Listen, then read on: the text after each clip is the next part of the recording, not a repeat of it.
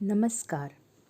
आज हम कविता 7 धूप की उष्मित छुवन से इस कविता का अध्ययन करने जा रहे हैं और इसके कवि है श्री रामदरश मिश्र। आपका परिचय हम प्राप्त करेंगे। आपका जन्म 1924 गोरखपुर उत्तर प्रदेश में हुआ। आपका परिचय इस प्रकार है। प्रतिष्ठित साहित्यकार डॉक्टर रामदरश मिश्र जितने सामर्थ्य कवि हैं उतने ही श्रेष्ठ उपन्यासकार और कहानीकार भी हैं। नई कविता, छोटी कविता, लंबी कविता के साथ साथ गज़ल में भी आपने अपनी सार्थक उपस्थिति रेखांकित की है। आपके सारे सृजनात्मक लेखन में गांव और शहर की ज़िंदगी के कठोर यथार्थ की गहरी पहचान दिखाई देती है। आपकी प्रमुख कृतियाँ हैं पथ के गीत, पक गई है धूप, कंधे पर सूरज, अपने लोग, सहचर है समय, एक अंत यात्रा, हिंदी कविता, आधुनिक आयाम आदि। पद्य संबंधी यहाँ रामदरश मिश्र जी की 2 गज़लें दी गई है। प्रथम गज़ल के शेरों में आपने पहचान के साथी के मिलने से राह के आसान होने, अस्थायी खुशी, जीवन की बेचैनी की बात की है। दूसरी गज़ल में वसंत के आगमन से प्रकृति, प्राणियों में होने वाले परिवर्तन एवं प्रसन्न वातावरण की बात की है। तो यहाँ पर हम देखते हैं कि जो रामदरश मिश्र जी है, इन्होंने कहा है कि अपने शेरों के द्वारा कहा है कि हमारे जो साथी जब मिलते हैं तो हमें राह आसान लगती है। शब्द वाटिका हम देखेंगे। कदरदान अर्थात गुणग्राहक, रागिनी अर्थात गीत संगीत, सहगान कई आदमियों का एक साथ मिलकर गान समूह गीत, परवाज उड़ान, उष्मित गर्म, साज अर्थात वाद्य।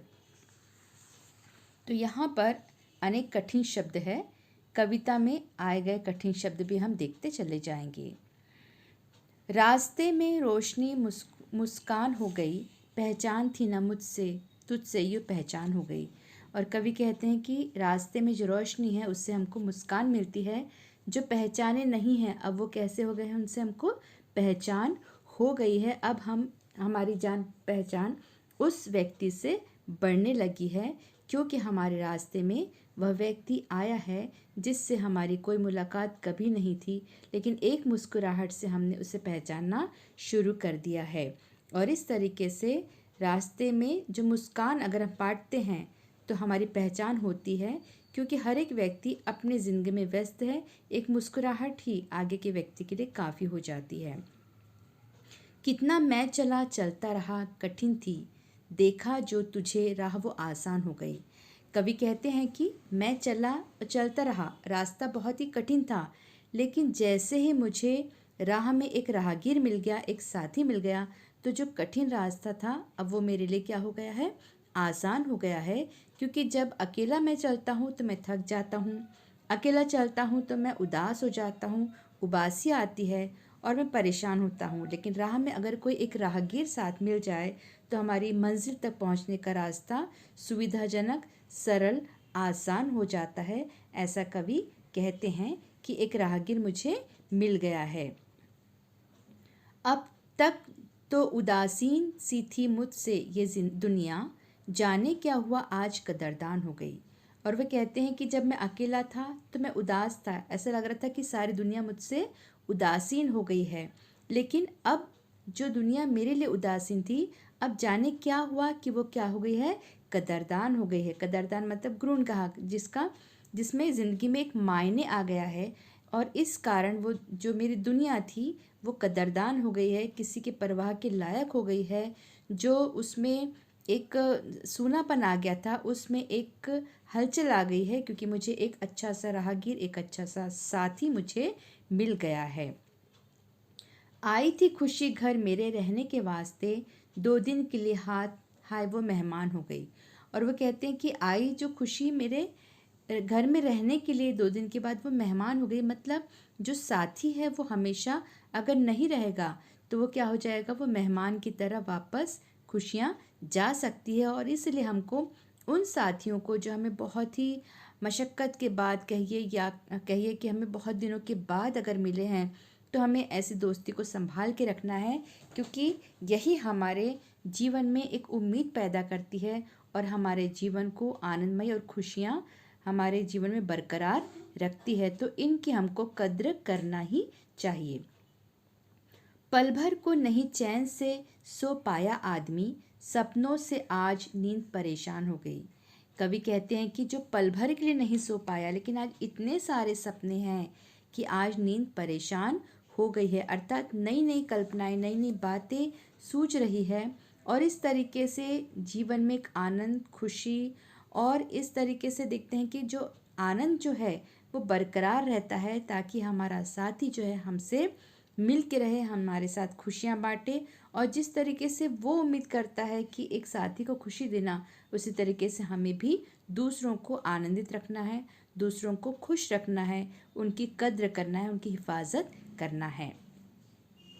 रोती रही अकेली पड़ी रागिनी उसकी, लोगों के स्वर मिले तो वो सहगान हो गए। और वो कहते हैं कि जो अकेला है उसकी रागिनी रोती रही अकेली, जब अकेला है तो वो रो रहा है, क्योंकि उसके पास कोई साथी नहीं है कि वो अपने जो एहसास है उसको वो उससे बांट सके, उससे बता सके। लेकिन जैसे ही हमसे लोग जुड़ जाते हैं तो ऐसा लगता है मानो कि हम सब मिलकर एक गीत गा रहे हैं, और जो उत्साह का वातावरण है बहुत ही अद्भुत होता है, बहुत ही काबिल तारीफ होता है, बहुत ही आनंददायक होता है। तो इस तरीके से कवि जो है एक पहली वाले पंक्तियों में जो पहली कविता उन्होंने लिखा है कि सहभाग किस तरीके से हमको लोगों को अपने साथ में करना है। तो एक बार फिर हम पहला भाग देख लेंगे बच्चों। रास्ते में रोशनी तेरी मुस्कान हो गई, पहचान थी ना तुझसे यूं पहचान हो गई। कितना मैं चला चलता रहा, राह कठिन थी, देखा जो तुझे राह वो आसान हो गई। अब तक तो उदासीन सी थी मुझसे ये दुनिया, जाने क्या हुआ आज कदरदान हो गई। आई थी खुशी घर मेरे रहने के वास्ते, 2 दिन के लिए हाय वो मेहमान हो गई। पल भर को नहीं चैन से सो पाया आदमी, सपनों से आज नींद परेशान हो गई। रोती रही अकेली पड़ी रागिनी उसकी, लोगों के स्वर मिले तो वह सहगान हो गई। और इस तरीके से कवि नई नई बातों को हमसे बांट रहे हैं, और वह कहते हैं कि ये यहाँ पे जो है कविता की पंक्तियाँ वो शेरों के माध्यम से, शेर व शायरी समझती है आपको, है ना, कि किस तरीके से हम अपने जो बातें हैं उसको हम शेरों में बयां कर सकते हैं। तो शेर के द्वारा यहाँ पर जो हमारे गज़लकार है वो कहते हैं कि पहचान के साथ ही मिलने से राह जो है आसान हो जाती है और हमारी खुशी दुगनी हो जाती है, हमारे जीवन की बेचैनी चले जाती है, क्योंकि अब हमारे साथ हमारी खुशियों को बांटने वाले, हमारे दर्द को बांटने वाले हमारे साथी हमारे साथ है। और एक पहचान है अच्छे साथी की, क्योंकि अच्छा साथी अगर है, अगर हमारे पास अच्छा मित्र है तो वह हमारे दुखों को बांट लेता है और अपने जीवन से हमारे जीवन में खुशियाँ उंडेल देता है। तो हमें भी क्या करना है, अपने साथी के साथ में, अपने मित्र के साथ में, अपनी सहेली के साथ में अपनी खुशियों को दुगनी हमें करना है, क्योंकि ज़िंदगी में कई परेशानियां हैं, कई मुसीबतें हैं, लेकिन अगर हम उसी का रोना रोते रहेंगे तो हम अपनी ज़िंदगी को अच्छी तरीके से नहीं जी पाएंगे, खुशियाँ नहीं लूट पाएंगे, आनंद नहीं ले पाएंगे। तो ईश्वर ने जब हमको ये ज़िंदगी जी है तो हमको खुल के जीना है, और ऐसे जीना है कि हमारे साथ साथ दूसरों की ज़िंदगियां भी रोशन हो जाए, दूसरों की ज़िंदगियों में भी आनंद आ जाए, उनकी ज़िंदगियों में खुशी आ जाए। और ये तब्दीली हम कर सकते हैं अपने व्यवहार के द्वारा, अपने बड़प्पन के द्वारा, या कहिए हमारा जो स्वभाव है, अगर हम ऐसा कर ले कि हम दूसरों को खुश रख सके, तो इससे ज़्यादा खुशी हमें और कोई नहीं हो सकती। कपड़े लत्ते अगर हम देंगे तो कितना दे सकते हैं, या धन दौलत हम बांटेंगे कितनी बांट सकते हैं, एक इसकी सीमा है। लेकिन इससे ज़्यादा अमर्यादित रूप से हम दूसरों को खुशियाँ बांट सकते हैं। तो कवि ने बहुत सुंदर रीति से इन गज़लों में, इस गज़ल में शेरों के द्वारा हमें समझाया है। तो बच्चों, इसके साथ ही हम स्वाध्याय देखेंगे। स्वाध्याय इस तरीके का है कि कविता की अंतिम 2 पंक्तियों का सरल अर्थ लिखो। यहाँ पर ऐसा स्वाध्याय अगर आपको मिलता है तो आपकी जो पंक्तियाँ पढ़ाई गई है उसमें की जो आखिरी की 2 पंक्तियाँ हैं उसका अर्थ आपको अपने शब्दों में लिखना है। जब आप अर्थ लिखोगे तब आप कविता का नाम लिखोगे, कवि का नाम, और कवि उन 2 पंक्तियों में क्या कहना चाहता है उसके बारे में हम लिखेंगे। जैसे आखिरी की 2 पंक्तियां हैं कि पल भर को नहीं चैन से सो पाया आदमी, सपनों से आज नींद परेशान हो गई। और इस तरीके से इस पंक्ति का अर्थ आप अपने शब्दों में लिखोगे। और दूसरा अगली पंक्ति है, रोती रही अकेली पड़ी रागिनी उसकी, लोगों के स्वर मिले तो वो सहगान हो गई। और इस तरीके से हम क्या करेंगे, इन 2 पंक्तियों का अर्थ अपने शब्दों में लिखेंगे। यहाँ पर आपको प्रयास करना है कि आप अपने शब्दों में लिखेंगे। जो कविता की पंक्ति है उसको जैसा कि वैसा उठाकर आप नहीं लिखोगे, आपको अपने शब्दों में लिखना है। और जब आप अपने शब्दों में लिखोगे तो आप अपने विचारों में और आगे बढ़ते जाओगे और आपकी लेखन शैली और अधिक उत्कृष्ट होती जाएगी। आपको लिखने में मज़ा आएगा जब आप पहली बार कोशिश करोगे। इसके पहले अगर आपने कहीं से लिख लिया है, कहीं से देख के लिख लिया है, तो उसमें वो बात नहीं रहेगी जो आप खुद सोच के लिखोगे। क्योंकि अगर आप खुद सोचोगे तो यहाँ पर आप नई नई बातों का विचार करोगे, नई नई बातों के विचार करोगे और उसके अनुसार आप सुंदर सुंदर शब्दों का चयन करके अपनी भावनाओं को अति सुंदर रीति से प्रस्तुत कर सकते हैं। तो यहाँ पर जो अंतिम 2 पंक्तियाँ हैं बच्चों, वो आपको अपने शब्दों में लिखना है। आपने क्या समझा उन 2 पंक्तियों में आपके विचार आपको लिखना है और बहुत ही सुंदर अक्षरों में आपको लिखना है। अपनी नोटबुक में आप लिखोगे और इस नोटबुक को आप संभाल के रखोगे, क्योंकि हमें इसे पढ़ना है। इससे हमको हमारी जो तैयारी है, हमारी परीक्षा की तैयारी कहिए, आपको वो इसी में से करना है। तो जब आप मेहनत कर रहे हो तो उस मेहनत को संभालने की जिम्मेदारी भी आपकी है। तो आप अंतिम 2 जो पंक्तियां हैं उसको आप अपने शब्दों में लिखेंगे। इसमें हमने बताया कि आप क्या करोगे, कवि का नाम लिखना है आपको। पहले तो कविता का नाम, फिर कवि का नाम, और फिर आपको अपने शब्दों में सुंदर अक्षरों में ये 2 पंक्तियां आपसे क्या कहती है या आप क्या समझ पाए उसके बारे में आपको लिखना है। तो आज की पंक्तियों के द्वारा हमने बच्चों बहुत सुंदर रीति से सीखा है कि हमको क्या करना है, एक पहचान बनाना है कि हमारे जो मित्र है वो हमसे अगर बिछड़ गए हैं तो वो फिर मिल जाए, और हमारे जो गिले शिकवे हैं मित्रता के प्रति उसे हमें दूर करना है और एक नई शुरुआत हमको करना है। क्योंकि मित्र जो है वो सबसे बड़ा खजाना हम मान सकते हैं, क्योंकि वही हमारे सुख दुख का साथी होता है, वही हमको जीवन में राह दिखाता है।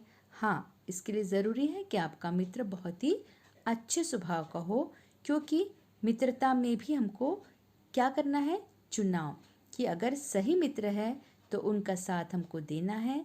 जो मित्र गलत बातें सिखाए उनसे हम मित्रता नहीं कर सकते, क्योंकि ऐसे करने से हम अपने जीवन का नाश ही कर रहे हैं। तो अगर हम चाहते हैं कि हमारे मित्र अच्छे हो तो उसके लिए सबसे पहले हमको ही अच्छा होना पड़ेगा। हमको नई सोच के साथ आगे बढ़ना होगा, ताकि दूसरे भी लोग चाहे कि हम उनकी सहेली बन जाए, दूसरे भी लोग चाहे कि हम भी उनके जीवन में शामिल हो जाए। और इस तरीके से जैसा हम दूसरों से चाहते हैं, पहले हमको उसमें बदलाव लाना पड़ेगा, और तभी हम अपने जीवन को सफल बना सकते हैं और दूसरों के जीवन को भी सफल बना सकते हैं। तो इस कविता में बार बार जो हमारे गज़लकार हैं उन्होंने बार बार यही कहा है कि किस तरीके से हम अपनी मित्रता को निभा सकते हैं, अपनी मित्रता को नया नाम दे सकते हैं और उसके द्वारा हम अपने जीवन को सफल बना सकते हैं। तो इस तरीके से बच्चों यहाँ पे गज़लकार ने बहुत ही सुंदर रीति से बताया है कि रास्ते में रोशनी तेरी मुस्कान हो गई। एक मुस्कान ही काफ़ी है। अगर हम अपनी मुस्कान बिखेर दे तो आगे वाले लोग हमसे मित्रता करना चाहेंगे, क्योंकि हमारी मुस्कान कैसी है, बहुत ही सुंदर है। सुंदर मतलब निर्दोष है, जिसमें किसी प्रकार का छलावा नहीं है। ऐसी मुस्कान चाहते हैं जिसमें कोई धोखाधड़ी।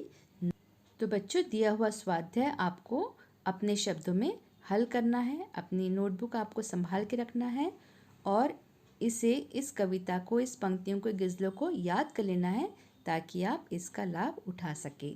धन्यवाद।